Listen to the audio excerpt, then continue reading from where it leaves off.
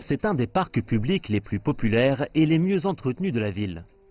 Situé au cœur du quartier d'affaires Highbrow de l'île Victoria, le parc Muri Okunola a un peu changé.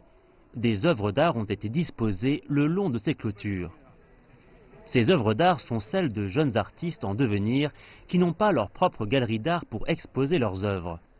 Cette initiative est donc là pour les aider à faire découvrir leurs œuvres au public et à entrer en contact avec des clients potentiels. Je pense que c'est une très bonne initiative que de faire entrer les arts dans le quartier et de les faire découvrir au public. Vous réalisez que les gens vont dans les studios, les galeries d'art et les musées pour voir des œuvres d'art. Aujourd'hui, c'est une occasion pour les gens du quartier de découvrir ces œuvres d'art. Les œuvres d'art sont toutes superbes. Beaucoup d'entre elles sont des peintures à l'huile sur toile et quelques-unes sont des techniques mixtes. Une œuvre en particulier a attiré notre attention. Elle est intitulée « Ramener nos filles ». C'est une œuvre qui décrit l'agonie des écolières de Chibok, kidnappées par Boko Haram en avril 2014 dans le nord-est du Nigeria, et la souffrance que leurs parents ont endurée.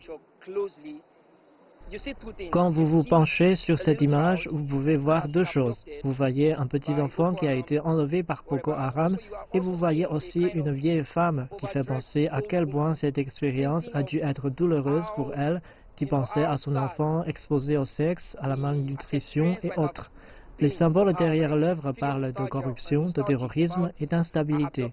Au-delà de l'occasion donnée aux artistes d'exposer leurs œuvres, l'initiative Art dans le parc permet aux jeunes artistes de la ville de se rencontrer et de développer des relations durables. Pour moi, c'est une occasion de rencontrer d'autres jeunes artistes avec qui nous pouvons collaborer sur des projets, discuter et voir comment construire une Afrique qui ressemble à notre jeunesse.